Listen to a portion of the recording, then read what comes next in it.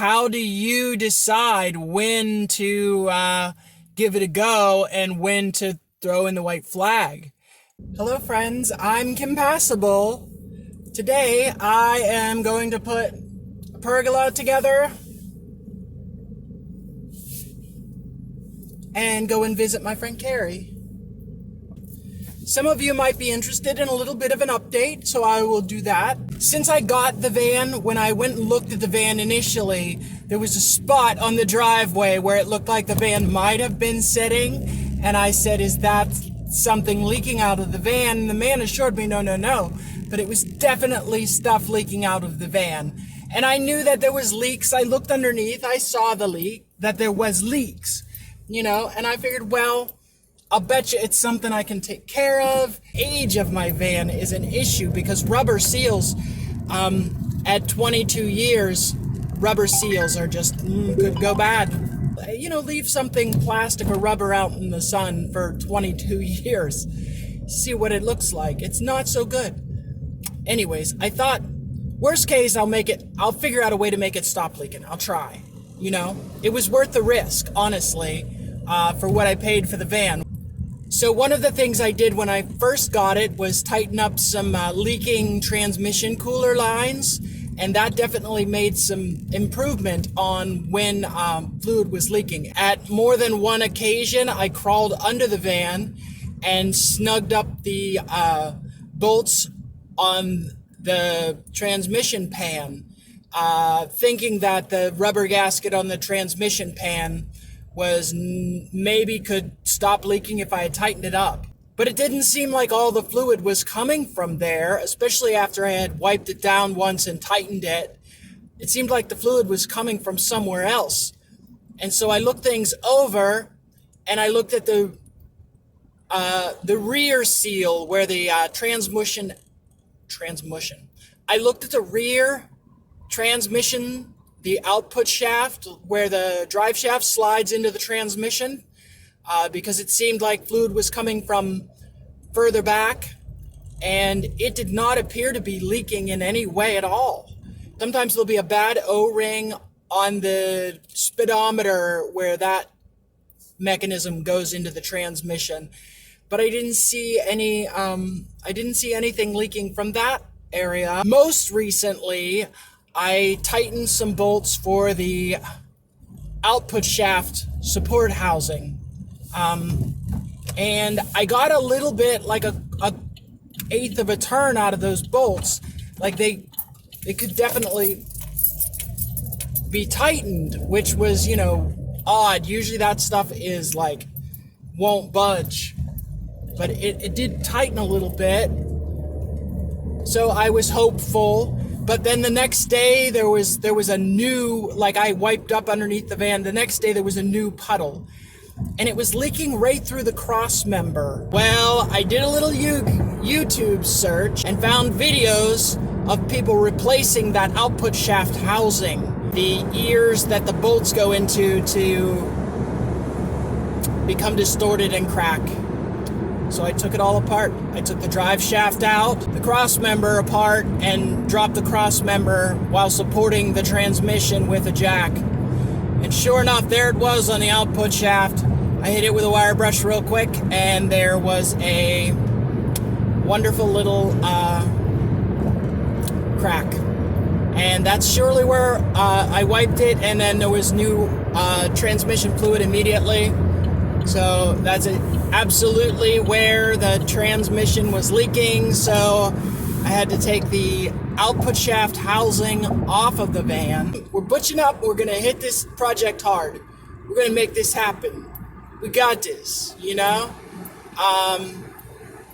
And wouldn't you know, we did get it. I broke some bolts, right? But I didn't break any of the critical bolts. I could tell which ones would be a real bear to replace.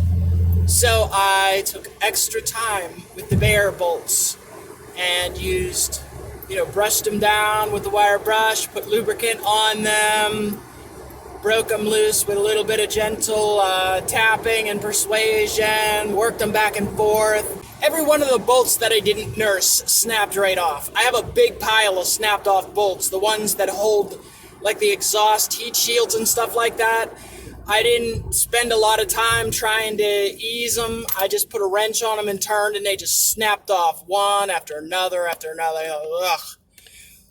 I thought one of these bolts going into the transmission, through the housing, into the transmission to hold the housing, one of these bolts is going to snap right off, and I am going to be screwed,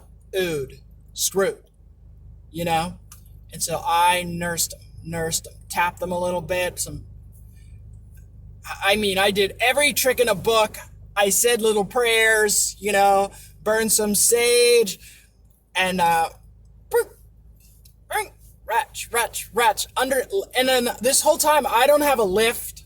I'm not gonna put the whole van up on jack stands. It's just like an all-day project, getting it up and then getting it back down, up in the air. Oh, darn, Rialto's closed. Well, we'll just go back over here. So I'm laying flat underneath this van on the driveway in the heat. Sweats and rust is rolling in my eyes. I got it apart. It's apart. It's a definite failure. I found the leak. The leak. With all new gaskets and seals and everything to put it back together is $100. I called around to transmission shops before I started taking apart. This is abuse. I can't do this work. It's too heavy work for me, but doing it anyways. But I called around to transmission shops, and I said, I have this Ford, and I looked it up, and I heard that this could be a problem, and I looked it over carefully, and I believe this might be a problem. I want to bring it in to have it looked at, to confirm that that's what's going on. But if that were to be the failure point, how much? How much would you charge typically, to drop the drive shaft cross member, take the housing off, put a new housing on, put it all back together? Gave me some kind of argument like, oh, that's real unlikely that that's what would be wrong. It's probably a bent drive shaft or a bad U-joint causing vibration, or else that wouldn't crack. And I don't know, maybe he just doesn't know Fords, or, I don't know why he was arguing with me, but he wouldn't really give me a price. But he did say he can't even look at it till next month. I called another guy, and I told him pretty much the same thing. And he said, oh yeah, I've fixed those on Fords. They always crack in the same place. Yeah, that would cause it to leak fluid right through the cross member. You might really be right.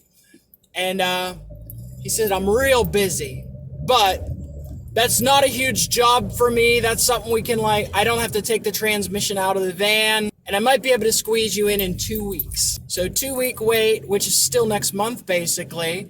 He said, all new seals. I'll drop the pan, put a new filter in the pan, new fluids, and, that replace the housing and everything is $500.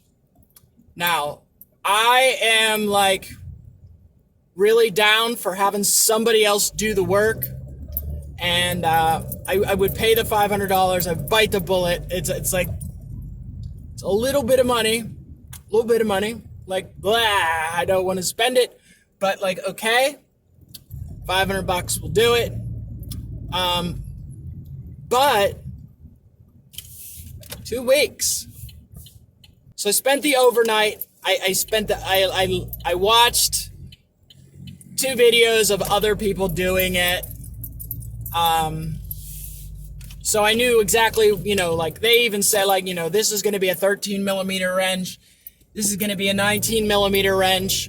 Oh, make sure for your drive shaft, you're going to need a 12 point because these bolts are 12 point. They won't work with the regulars. So I mentally made an inventory of the tools that I was going to need. Then I took a very long depression nap, blah, money and time and hard work, and I don't want to spend the money. $500 is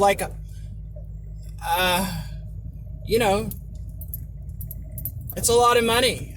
Where do I get 500? I mean, I can get it, but then I don't have it for other things that I really could use it for.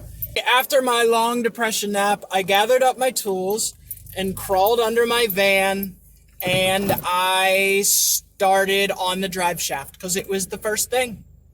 I put the 12 point, tapped it, tapped it, tapped it, tapped it, tapped, boop, and it moved. Oh, good. First one moves. Put it on the second one. Tap, tap, tap, tap, tap. Bang! Okay, there it moved. I got it. Okay. Not breaking anything. Don't get angry. Just take your time. Breathe. There's 4 bolts. I can't really get to the other ones. I gotta crawl out from under the van. Put the van in neutral. Back it up so the drive shaft spins around once. Back in park. Set the emergency brake so it can't roll away. Because if you remove the drive shaft, the van will roll away right on top of me. So do not do that.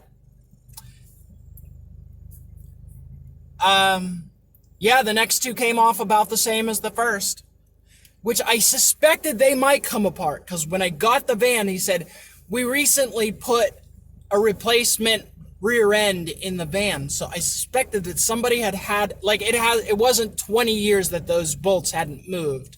Somebody had taken the rear end out. The drive shaft had been apart. So that gave me hope. And sure enough, those 4 came out and the drive shaft, boom, drops right out, like, okay, because it's sometimes a weld together. Set that to the side. That only took like 20 minutes. And I said, well, let's go next. And by the time I got the cross member off, I had, rust in my hair and all over my face and oil up to my, transmission oil and just road grime and everything. But like, oh yeah, and like the dirtiest nails of any bitch you ever meet. I took a break, and I breathed and I stretched. I took my medication, got something to eat, and then I went back at it. The bolts for the cross member, for the mount, they were pretty tough. I had to put a pretty long extension to get those, but they came. Once I had it exposed and I hit it with a brush, I saw the crack. I was like, this is what I need to do. I'm already halfway there. It's only 4 bolts into the rear housing. And then like the transmission or the speedometer cable, it's nothing like, it's not rocket surgery. I was able to get it off. I did good. I measured the other thing. Once I had the housing off, I could measure it very accurately. There's 3 different sizes that are available for that transmission. So I ordered it. Like, I wanted this video to be short and simple, but I also want it to translate to like how much goes into a project like this. There's planning, there's motivation, there's money, there's, decision making, there's technical skill and ability. Like, I know mine, collecting the knowledge, like just taking into the transmission shop and saying my transmission is leaking. They might not even find what's wrong. They might just replace the pan and filter and give it back to you. Or they might break all the bolts and say, you just need a new transmission. So there's no guarantee that asking someone else to do it is going to solve your problem. I've definitely found that in life. What do you do? Often charged into battle, waded in far over my head, unprepared to tread water. And